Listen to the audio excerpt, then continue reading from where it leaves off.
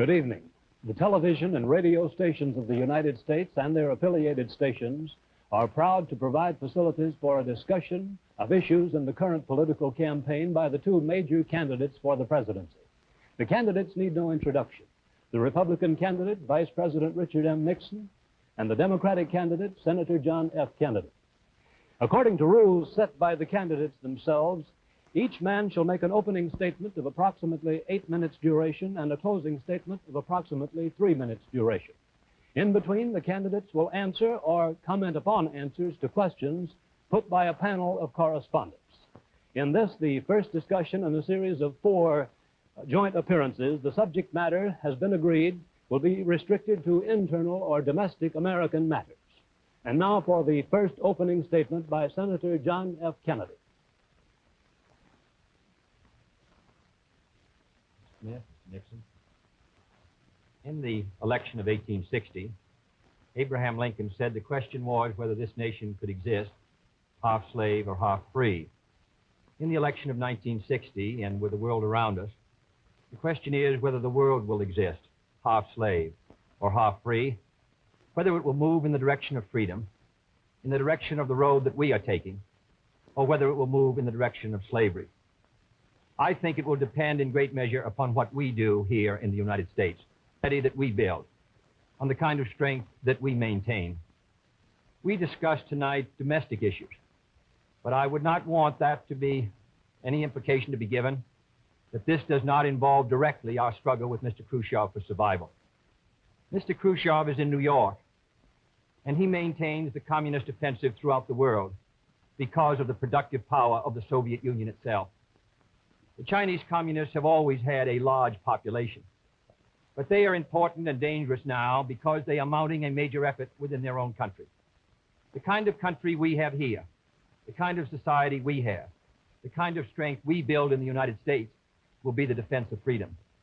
If we do well here, if we meet our obligations, if we're moving ahead, then I think freedom will be secure around the world. If we fail, then freedom fails. Therefore, I think the question before the American people is, are we doing as much as we can do? Are we as strong as we should be?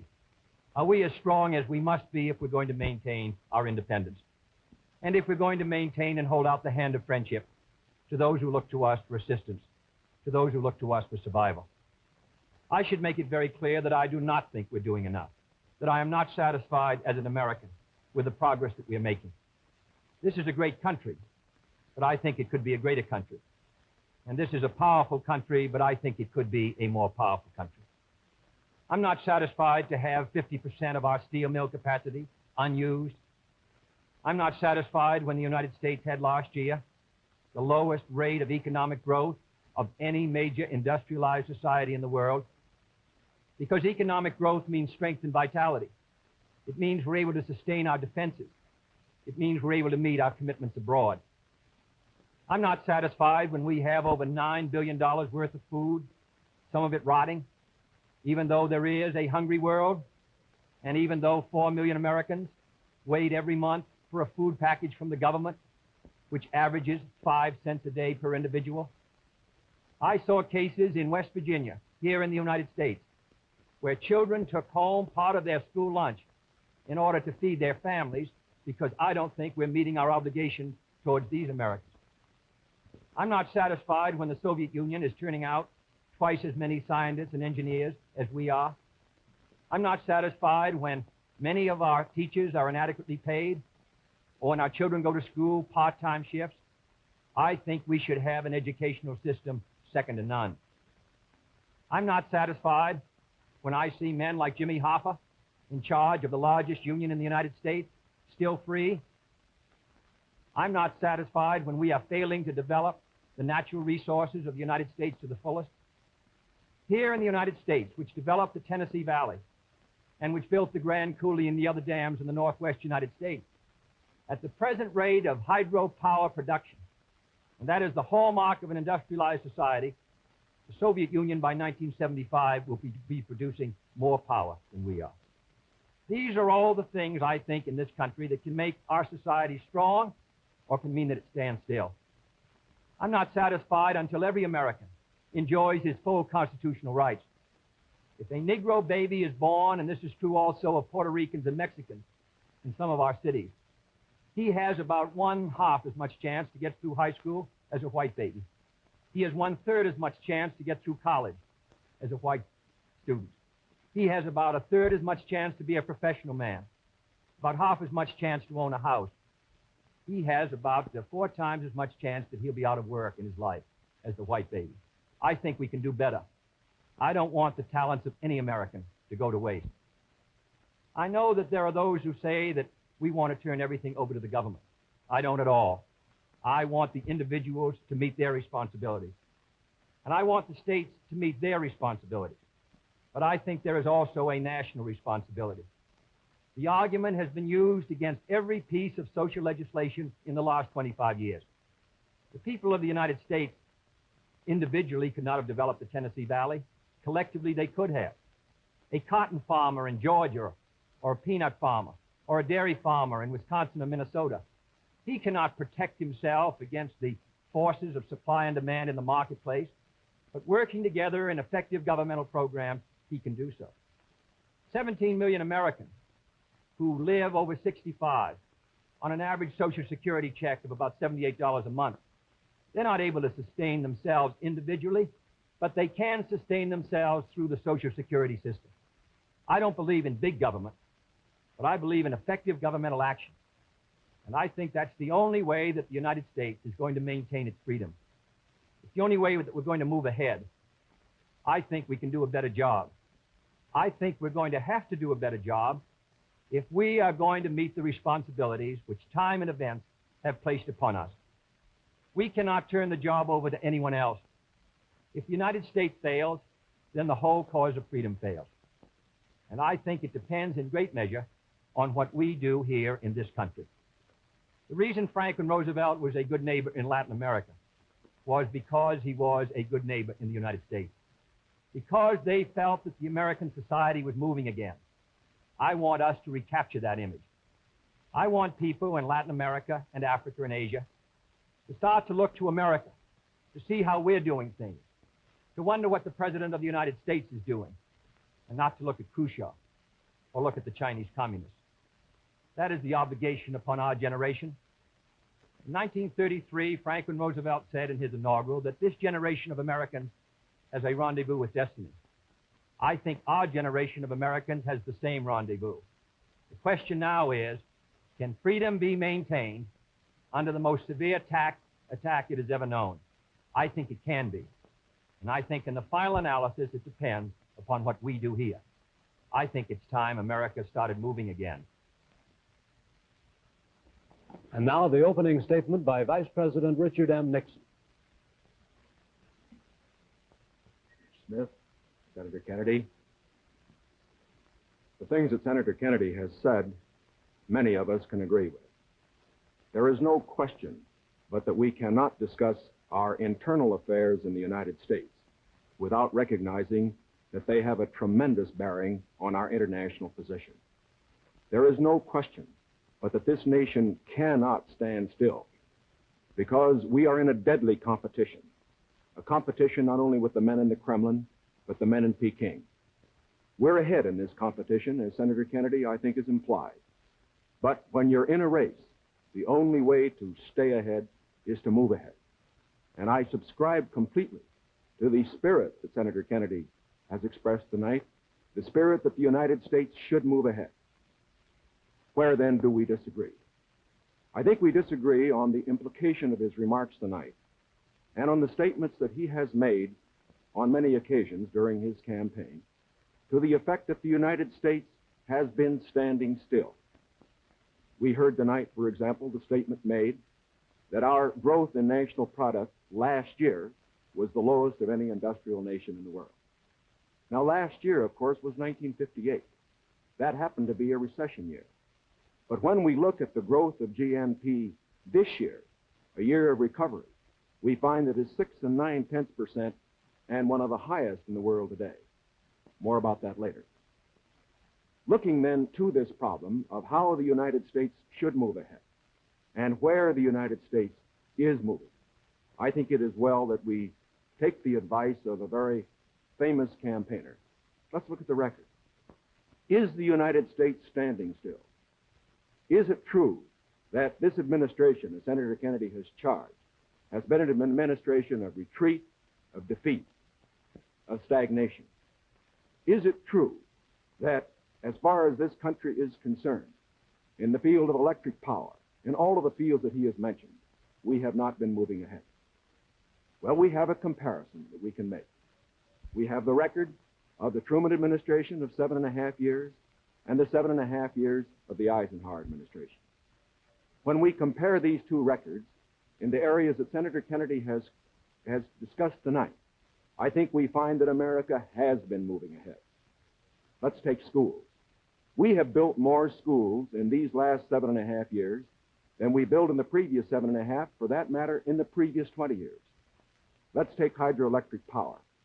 We have developed more hydroelectric power in these 7.5 years than was developed in any previous administration in history. Let us take hospitals. We find that more have been built in this administration than in the previous administration. The same is true of highways. Let's put it in terms that all of us can understand.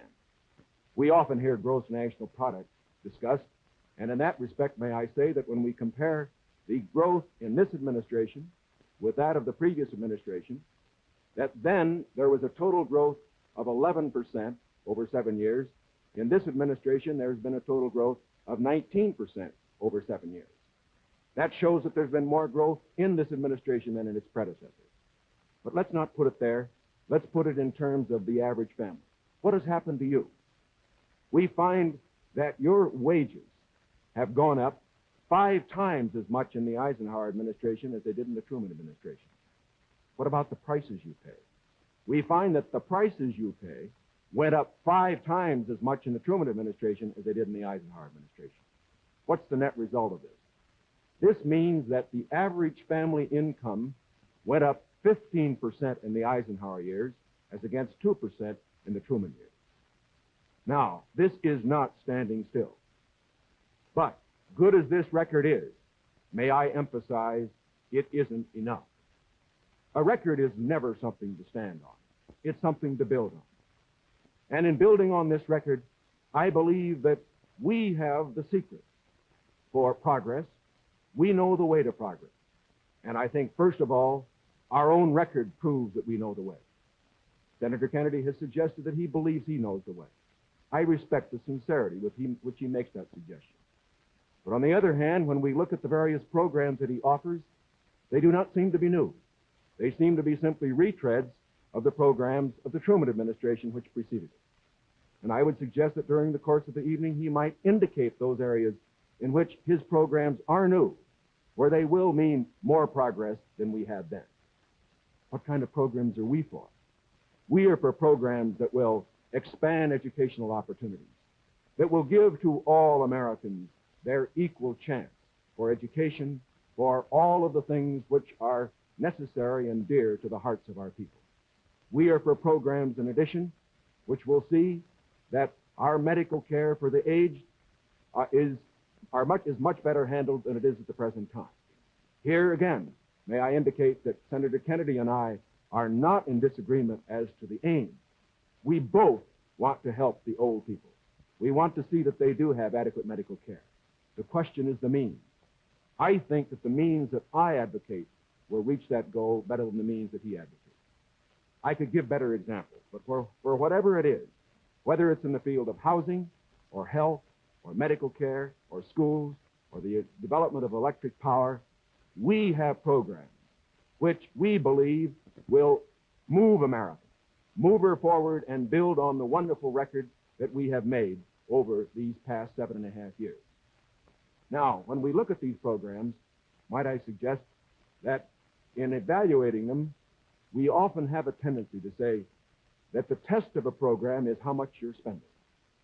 I will concede that in all the areas to which I have referred, Senator Kennedy would have the federal government spend more than I would have it spend. I costed out the cost of the Democratic platform. It runs a minimum of $13.2 billion a year more than we are presently spending to a maximum of $18 billion a year more than we're presently spending. Now, the Republican platform will cost more, too. It will cost a minimum of $4 billion a year more, a maximum of $4.9 billion a year more than we're presently spending. Now, does this mean that his program is better than ours? Not at all. Because it isn't a question of how much the federal government spends. It isn't a question of which government does the most. It's a question of which administration does the right thing. And in our case, I do believe that our programs will stimulate the creative energies of 180 million free Americans. I believe the programs that Senator Kennedy advocates will have a tendency to stifle those creative energies. I believe, in other words, that his programs would lead to the stagnation of the motive power that we need in this country to get progress. The final point that I would like to make is this. Senator Kennedy has suggested in his speeches that we lack compassion for the poor, for the old, and for others that are unfortunate. Let us understand throughout this campaign that his motives and mine are sincere. I know what it means to be poor. I know what it means to see people who are unemployed. I know Senator Kennedy feels as deeply about these problems as I do. But our disagreement is not about the goals for America, but only about the means to reach those goals. Thank you, Mr. Nixon. That completes the opening statements, and now the candidates will answer questions or comment upon one another's answers to questions put by correspondents of the networks. The correspondents. I'm Sander Van Oker, NBC News. I'm Charles Warren, Mutual News. I'm Stuart Novin, CBS News. Bob Fleming, ABC News. The first question to Senator Kennedy from Mr. Fleming. Senator, the Vice President in his campaign has said that you are naive and at times immature. He has raised the question of leadership. On this issue, why do you think people should vote for you rather than the Vice President? Well, the Vice President and I came to the Congress together in 1946. We both served in the Labor Committee. I've been there now for 14 years, the same period of time that he has. So that our experience in government is comparable. Secondly, I think the question is, what are the programs that we advocate? What is the party record that we lead? I come out of the Democratic Party, which in this century has produced Woodrow Wilson and Franklin Roosevelt and Harry Truman, and which supported and sustained these programs which I've discussed tonight. Mr. Nixon comes out of the Republican Party. He was nominated by it. And it is a fact that through most of these last 25 years, the Republican leadership has opposed federal aid for education, medical care for the aged, development of the Tennessee Valley, development of our natural resources. I think Mr. Nixon is an effective leader of his party. I hope he would grant me the same. The question before us is, which point of view and which party do we want to lead the United States? Mr. Nixon, would you like to comment on that statement? I have no comment. The next question, Mr. Novin. Mr. Vice President, your campaign stresses the value of your 8-year experience, and the question arises as to whether that experience was as an observer or as a participant or as an initiator of policy making. Would you tell us, please, specifically what major proposals you have made in the last 8 years that have been adopted by the administration? It would be rather difficult to cover them in 2.5 minutes. I would suggest that these proposals could be mentioned. First, after each of my foreign trips, I have made recommendations that have been adopted. For example, after my first trip abroad, I strongly recommended that we increase our exchange programs, particularly as they related to exchange of persons, of leaders in the labor field and in the information field. After my trip to South America, I made recommendations that a separate inter-American lending agency be set up, which the South American nations would like much better than to participate in the lending agencies which treated all the countries of the world the same. I have made other recommendations after each of the other trips. For example, after my trip abroad to Hungary, I made some recommendations with regard to the Hungarian refugee situation, which were adopted not only by the President, but some of them were enacted into law by the Congress. Within the administration, as a chairman of the President's Committee on Price Stability and Economic Growth, I have had the opportunity to make recommendations which have been adopted within the administration and which I think have been reasonably effective. I know Senator Kennedy suggested in a speech at Cleveland yesterday that that committee had not been particularly effective. I would only suggest that while we do not take the credit for it, I would not presume to, that since that committee has been formed, the price line has been held very well within the United States. Well, I would say in the latter that and that's what I found somewhat unsatisfactory about the figures, Mr. Nixon, that you used in your previous speech. When you talked about the Truman administration, Mr. Truman came to office in 1944 and at the end of the war, and difficulties that were facing the United States during that period of transition, 1946, when price controls were lifted. So it's rather difficult to use an overall figure of taking those 7.5 years and comparing them to the last 8 years. I'd prefer to take the overall percentage record of the last 20 years of the Democrats and the 8 years of the Republicans to show an overall period of growth. In regard to price stability, I'm not aware that that committee did produce recommendations that ever were certainly before the Congress from the point of view of legislation in regard to controlling prices. In regard to the exchange of students, of labor unions, I am chairman of the subcommittee on Africa, and I think that one of the most unfortunate phases of our policy towards that country was the very minute number of exchanges that we had. I think it's true of Latin America also. We did come forward with a program of students for the Congo of over 300, which was more than the federal government had for all of Africa the previous year.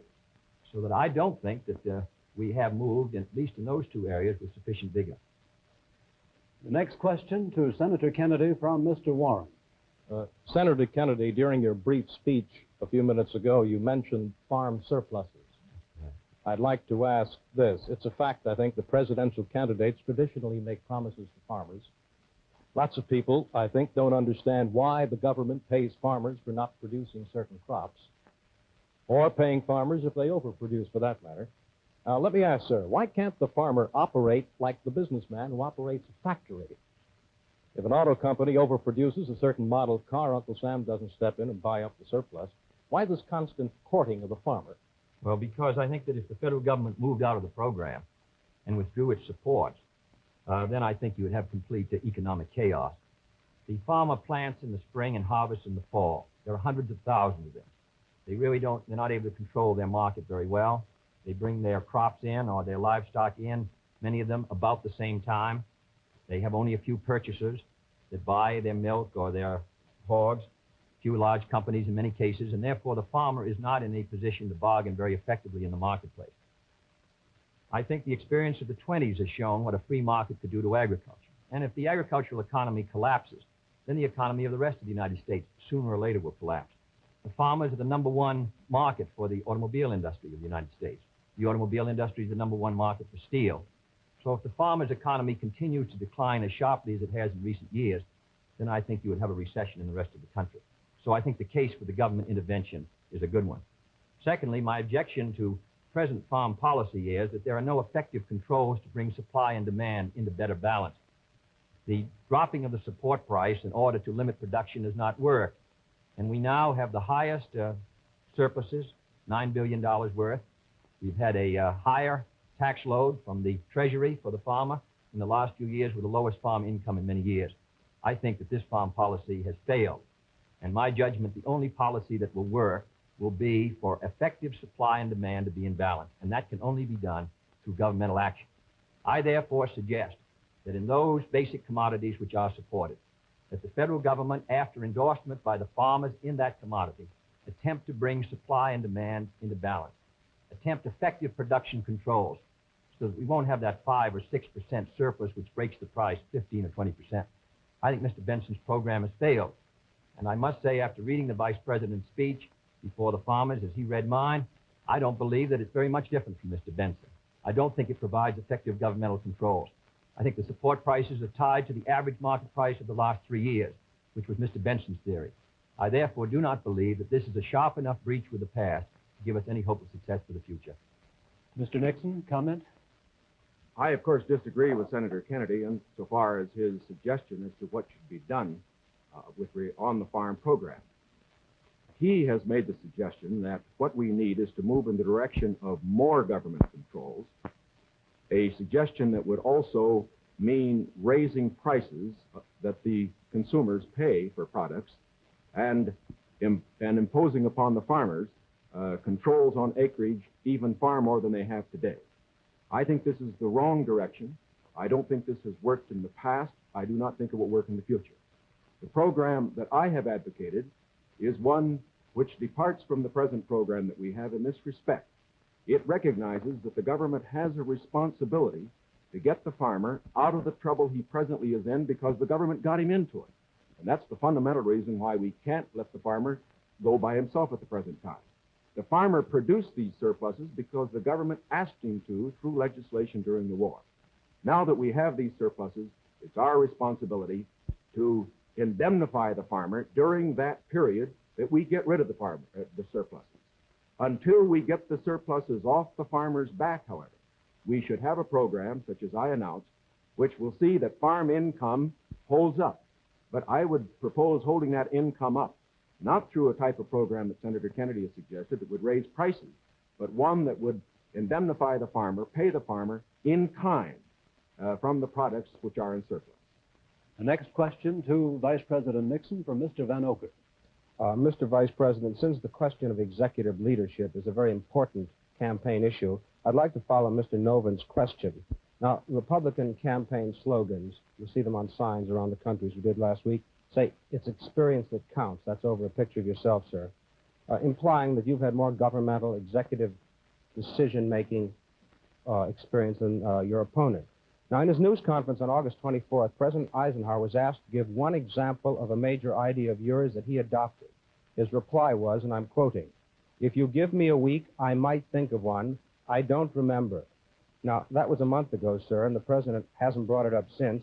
And I'm wondering, sir, if you can clarify which version is correct, the one put out by Republican campaign leaders or the one put out by President Eisenhower? Well, I would suggest, Mr. Van Oker, that if you know the President, that was probably a facetious remark. I would also suggest that insofar as his statement is concerned, that I think it would be improper for the President of the United States to disclose the instances in which members of his official family had made recommendations, as I have made them through the years, to him which he has accepted or rejected. The President has always maintained, and very properly so, that he is entitled to get what advice he wants from his cabinet and from his other advisors without disclosing that to anybody, including, as a matter of fact, to Congress. Now, I can only say this. Through the years, I have sat in the National Security Council. I have been in the cabinet. I have met with the legislative leaders. I have met with the President when he made the great decisions with regard to Lebanon, Kimoy Matsu, other matters. The President has asked for my advice. I have given it. Sometimes my advice has been taken. Sometimes it is not. I do not say that I have made the decision. And I would say that no president should ever allow anybody else to make the major decisions. The President only makes the decisions. All that his advisors do is to give counsel when he asks for it. As far as what experience counts and whether that is experience that counts, that isn't for me to say. I can only say that my experience is there for the people to consider. Senator Kennedy's is there for the people to consider. As he pointed out, we came to the Congress in the same year. His experience has been different from mine. Mine has been in the executive branch. His has been in the legislative branch. I would say that the people now have the opportunity to evaluate his as against mine, and I think both he and I are going to abide by whatever the people decide. Senator Kennedy? Well, I'll just say that the question is of experience, and the question also is what our judgment is of the future, and what our goals are for the United States, and what ability we have to implement those goals. Abraham Lincoln came to the presidency in 1860 after a rather little-known session in the House of Representatives, and after being defeated for the Senate in 58 and was a distinguished president. There is no certain road to the presidency. There are no guarantees that if you take one road or another that you will be a successful president. I have been in the Congress for 14 years. I have voted in the last 8 years. And the Vice President was presiding over the Senate and meeting his other responsibilities. I have met decisions over 800 times on matters which affect not only the domestic security of the United States, but as a member of the Senate Foreign Relations Committee. The question really is, which candidate and which party can meet the problems that the United States is going to face in the 60s? The next question to Senator Kennedy from Mr. Novins. Senator Kennedy, in connection with these problems of the future that you speak of and the program that you enunciated earlier in your direct talk, you call for expanding some of the welfare programs for schools, for teacher salaries, medical care, and so forth, but you also call for reducing the federal debt. And I'm wondering how you, if you're president in January, would go about paying the bill for all this? Does this mean that I did not advocate reducing the federal debt because I don't believe that you're going to be able to reduce the federal debt very much in 1961, 2, or 3. I think you have heavy obligations which affect our security, which we're going to have to meet. And therefore, I've never suggested we should be able to retire the debt substantially or even at all in 1961 or 2. Senator, I believe in one of your speeches you never. suggested that reducing the interest rate would help toward... No, not reducing the interest. Reducing the interest rate, in my judgment, the hard money, tight money policy, fiscal policy of this administration has contributed to the slowdown in our economy, which helped bring the recession of 54, which made the recession of 58 rather intense, and which has slowed somewhat our economic activity in 1960. What I have talked about, however, the kind of programs that I talked about, in my judgment, are fiscally sound. Medical care for the aged, I would put under Social Security. The Vice President and I disagree on this. The program, the Javits-Nixon or the Nixon-Javits program, would have cost, if fully used, $600 million by the government per year and $600 million by the states. The program which I advocated, which failed by 5 votes in the United States Senate, would have put medical care for the aged in Social Security and would have been paid for through the Social Security system and the Social Security tax. Secondly, I support federal aid to education and federal aid for teachers' salaries. I think that's a good investment. I think we're going to have to do it. And I think to heap the burden further on the property tax, which is already strained in many of our communities, will ensure, in my opinion, that many of our children will not be adequately educated and many of our teachers not adequately compensated. There is no greater return to an economy or to a society than an educational system second to none. On the question of the development of natural resources, I would pay as you go, in the sense that they would be balanced and the power revenues would bring back sufficient money to finance the projects, in the same way as the Tennessee Valley. I believe in the balanced budget, and the only conditions under which I would unbalance the budget would be if there was a grave national emergency or a serious recession. Otherwise, with a steady rate of economic growth, and Mr. Nixon and Mr. Rockefeller in their meeting said a 5% economic growth would bring by 1962 $10 billion extra in tax revenues. Whatever is brought in, I think that we can finance essential programs within a balanced budget if business remains orderly. Yes, I think what Mr. Novin was referring to was not one of Senator Kennedy's speeches, but the Democratic platform, which did mention cutting the national debt. I think, too, that it should be pointed out that, of course, it is not possible, particularly under the proposals that Senator Kennedy has advocated, either to cut the national debt or to reduce taxes. As a matter of fact, it will be necessary to raise taxes. As Senator Kennedy points out, that as far as his one proposal is concerned, the one for medical care for the aged, that would be financed out of Social Security. That, however, is raising taxes for those who pay Social Security. He points out that he would make pay-as-you-go be the basis for our natural resources development. For our natural resources development, which I also support incidentally, however, whenever you appropriate money for one of these projects, you have to pay now and appropriate the money, and while they eventually do pay out, it doesn't mean that the government doesn't have to put out the money this year.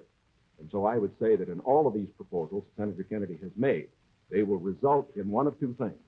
Either he has to raise taxes or he has to unbalance the budget. If he unbalances the budget, that means you have inflation, and that will be, of course, a very cruel blow to the very people, the older people that we've been talking about. As far as aid for school construction is concerned, I favor that, as Senator Kennedy did in January of this year, when he said he favored that rather than aid to teacher salaries. I favor that because I believe that's the best way to aid our schools without running any risk whatever of the federal government telling our teachers what to teach. The next question to Vice President Nixon from Mr. Warren. Mr. Vice President, you mentioned schools. It was just yesterday, I think you asked for a crash program to raise education standards. And this evening you talked about advances in education. Mr. Vice President, you said it was back in 1957 that salaries paid to school teachers were nothing short of a national disgrace. Higher salaries for teachers, you added, were important, and if the situation wasn't corrected, it would lead to a national disaster. Yet you refused to vote in the Senate in order to break a tie vote when that single vote, if it had been yes, would have granted salary increases to teachers. I wonder if you could explain that, sir. Awfully glad you got that question because, as you know, I got into it at the last, and my other question wasn't able to complete the argument.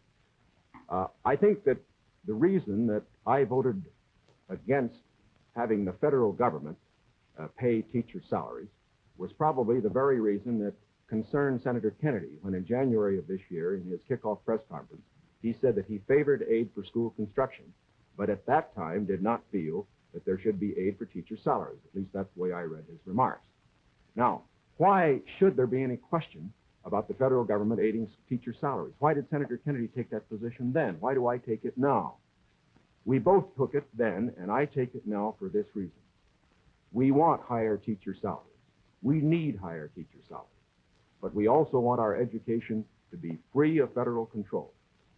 When the federal government gets the power to pay teachers, inevitably, in my opinion, it will acquire the power to set standards and to tell the teachers what to teach. I think this would be bad for the country. I think it would be bad for the teaching profession. There is another point that should be made. I favor higher salaries for teachers. But as Senator Kennedy said in January of this year in the same press conference, the way that you get higher salaries for teachers is to support school construction, which means that all the local school districts in the various states then have money which is freed to raise the standards for teacher salaries. I should also point out this. Once you put the responsibility on the federal government for paying a portion of teacher salaries, your local communities and your states are not going to meet the responsibility as much as they should. I believe, in other words, that we have seen the local communities in the states assuming more of that responsibility. Teacher salaries, very fortunately, have gone up 50% in the last 8 years, as against only a 34% rise for other salaries. This is not enough. It should be more. But I do not believe that the way to get more salaries for teachers is to have the federal government get in with a massive program. My objection here is not the cost in dollars. My objection here is the potential cost in controls and eventual freedom for the American people by giving the federal government power over education. And that is the greatest power a government can have. Senator Kennedy's comment? When the Vice President quotes me in January 60, I do not believe the federal government should pay directly teacher salaries, but that was not the issue before the Senate in February. The issue before the Senate was that the money would be given to the state. The state then could determine whether the money would be spent for school construction or teacher salaries. On that question, the Vice President and I disagreed. I voted in favor of that proposal and supported it strongly because I think that that provided assistance to our teachers for their salaries without any chance of federal control. And it is on that vote that Mr. Nixon and I disagreed, and his tie vote defeated. His breaking the tie defeated the proposal. I don't want the federal government paying teacher salaries directly, but if the money will go to the states, and the states can then determine whether it shall go for school construction or for teacher salaries, in my opinion, you protect the local authority over the school board and the school committee. And therefore, I think that was a sound proposal, and that is why I supported it, and I regret that it did not pass. Secondly, there have been statements made that the Democratic platform would cost a good deal of money and that I'm in favor of unbalancing the budget. That is wholly wrong, wholly in error, and it is a fact that in the last 8 years, the Democratic Congress has reduced the request for the appropriation by over $10 billion. That is not my view, and I think it ought to be stated very clearly on the record. My view is that you can do these programs, and they should be carefully drawn within a balanced budget if our economy is moving ahead. The next question to Senator Kennedy from Mr. Van Oker. Senator, you've been promising the voters that if you are elected president, you'll try and push through Congress bills on medical aid to the aged, a comprehensive minimum hourly wage bill, federal aid to education.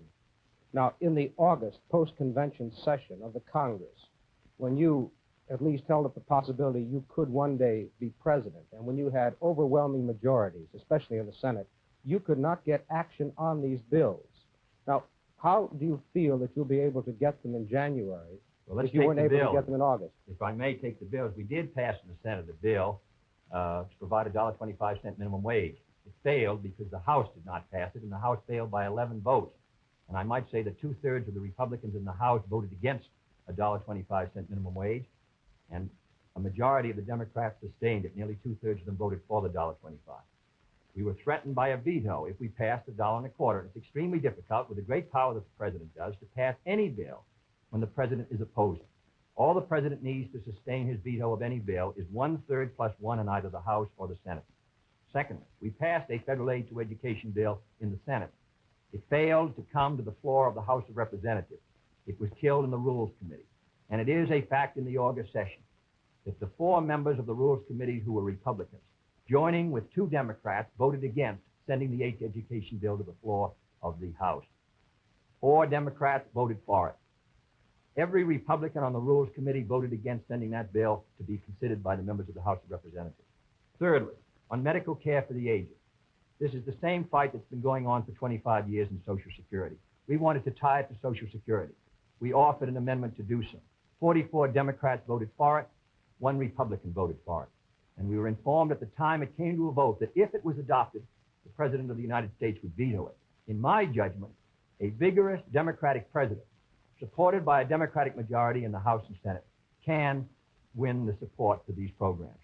But if you send a Republican president and a Democratic majority, and the threat of a veto hangs over the Congress, in my judgment, you will continue what happened in the August session, which is a clash of parties and inaction. Mr. Nixon, comment? Well, obviously, my views are a little different. First of all, I don't see how it's possible for a 1/3 of a body, such as the Republicans have in the House and the Senate, to stop 2/3 if the 2/3 are adequately led. I would say, too, that when Senator Kennedy refers to the action of the House Rules Committee, there are 8 Democrats on that committee and 4 Republicans. It would seem to me, again, that it is very difficult to blame the 4 Republicans for the 8 Democrats not getting something through that particular committee. I would say further that to blame the President and his veto power for the inability of the Senator and his colleague to get action in this special session misses the mark. When the President exercises his veto power, he has to have the people behind him, not just 1/3 of the Congress. Because let's consider it. If the majority of the members of the Congress felt that these particular proposals were good issues, the majority of those who were Democrats, why didn't they pass them and send to the President and get a veto and have an issue? The reason why these particular bills in these various fields that have been mentioned were not passed was not because the President was against them. It was because the people were against them. It was because they were too extreme. And I am convinced that the alternate proposals that I have, that the Republicans have in the field of health, in the field of education, in the field of welfare, because they are not extreme, because they will accomplish the end without too great cost in dollars or in freedom, that they could get through the next Congress. The next question to Vice President Nixon from Mr. Fleming. Mr. Vice President, do I take it then you believe that you could work better with Democratic majorities in the House and Senate, and Senator Kennedy could work with Democratic majorities in the House and Senate? I would say this, that we, of course, expect to pick up some seats in both in the House and the Senate. We would hope to control the House, to get a majority in the House in this election. We cannot, of course, control the Senate. I would say that a president will be able to lead. A president will be able to get his program through to the effect that he has the support of the country, the support of the people. Sometimes we get the opinion that in getting programs through the House or the Senate, it's purely a question of legislative finagling and all that sort of thing. It isn't really that. Whenever a majority of the people are for a program, the House and the Senate responds to it. And whether this House and Senate in the next session is Democratic or Republican, if the country will have voted for the candidate for the presidency and for the proposals that he has made, I believe that you will find that the president, if it were a Republican, as it would be in my case, would be able to get his program through that Congress.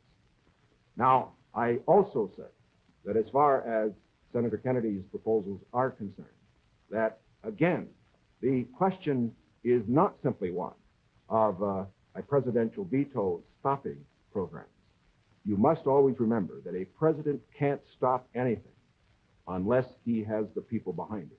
And the reason President Eisenhower's vetoes have been sustained, the reason the Congress does not send up bills to him which they think will be vetoed, is because the people and the Congress, a majority of them, know the country is behind the president. Senator Kennedy? Well, now let's look at these bills that the Vice President suggests were too extreme. One was a bill for $1.25 an hour for anyone who works in a store or a company that has $1 million a year business. I don't think that's extreme at all. And yet nearly 2/3 to 3/4 of the Republicans in the House of Representatives voted against that proposal. Secondly was the federal aid to education bill. It was a very, because of the defeat of teacher salaries, it was not a bill that met, in my opinion, the need. The fact of the matter is, it was a bill that was less than you recommended, Mr. Nixon, this morning in your proposal. It was not an extreme bill. And yet we could not get one Republican to join. At least, I think, 4 of the 8 Democrats voted to send it to the floor of the House, not one Republican, and they joined with those Democrats who were opposed to it. I don't say the Democrats are united in their support of the program, but I do say a majority are, and I say a majority of the Republicans are opposed to it. The third is medical care for the aged, which is tied to Social Security, which is financed out of Social Security funds. Does not put a deficit on the Treasury. The proposal advanced by you and by Mr. Javits would have cost $600 million. Mr. Rockefeller rejected it in New York, said he didn't agree with the financing at all, said it ought to be on Social Security. So these are 3 programs which are quite moderate. I think it shows the difference between the 2 parties.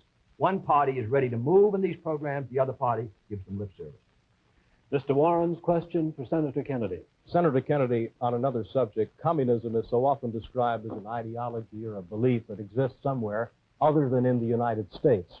Let me ask you, sir, just how serious a threat to our national security are these communist subversive activities in the United States today? Well, I think they're serious. I think it's a matter that we should continue to give great care and attention to. We should support the laws which the United States has passed in order to protect us from those who would destroy us from within. We should sustain the Department of Justice in its efforts and the FBI, and we should be continually alert.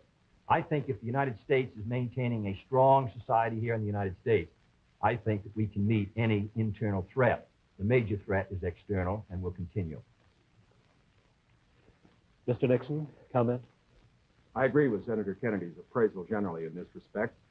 The question of communism within the United States has been one that has worried us in the past. It is one that will continue to be a problem for years to come. We have to remember that the Cold War that Mr. Khrushchev is waging and his colleagues are waging is waged all over the world, and it's waged right here in the United States. That's why we have to continue to be alert. It is also essential in being alert that we be fair. Fair because by being fair, we uphold the very freedoms that the communists would destroy. We uphold the standards of conduct which they would never follow.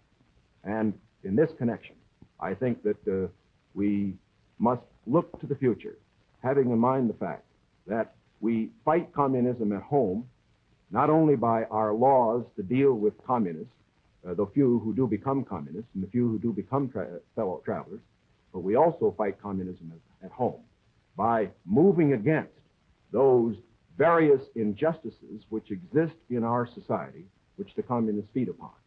And in that connection, I again would say, that while Senator Kennedy says we are for the status quo, I do believe that he would agree that I am just as sincere in believing that my proposals for federal aid to education, my proposals for health care, are just as sincerely held as his.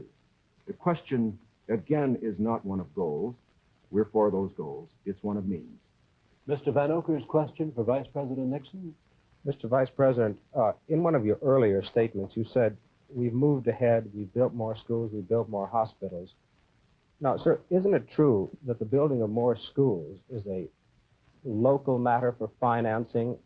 Were you claiming that the Eisenhower administration was responsible for the building of these schools, or is it the local school districts that provide for them? Not at all. As a matter of fact, your question brings out a point that I'm very glad to make. Too often, in appraising whether we are moving ahead or not, we think only of what the federal government is doing. Now, that isn't the test of whether America moves. The test of whether America moves is whether the federal government, plus the state government, plus the local government, plus the biggest segment of all, individual enterprise, moves. We have, for example, a gross national product of approximately $500 billion. Roughly $100 billion to $125 billion of that is the result of government activity. $400 billion, approximately, is the result of what individuals do. Now, the reason the Eisenhower administration has moved, the reason that we've had the funds, for example, locally, to build the schools and the hospitals and the highways, to make the progress that we have, is because this administration has encouraged individual enterprise. And it has resulted in the greatest expansion of the private sector of the economy that has ever been witnessed in an 8-year period. And that is growth. That is the growth that we are looking for. It is the growth that this administration has supported and that its policies have stimulated. Senator Kennedy? Well, I must say, I think the reason that the schools have been constructed is because the local school districts were willing to increase the property taxes to a tremendously high figure, in my opinion, almost to the point of diminishing returns in order to sustain these schools. Secondly, I think we have a rich country, and I think we have a powerful country.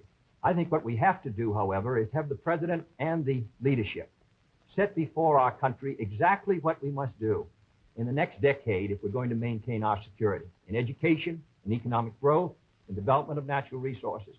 The Soviet Union is making great gains. It isn't enough to compare what might have been done 8 years ago, or 10 years ago, or 15 years ago, or 20 years ago. I want to compare what we're doing with what our adversaries are doing, so that by the year 1970, the United States is ahead in education, in health, in building, in homes, in economic strength. I think that's the big assignment, the big task, the big function of the federal government.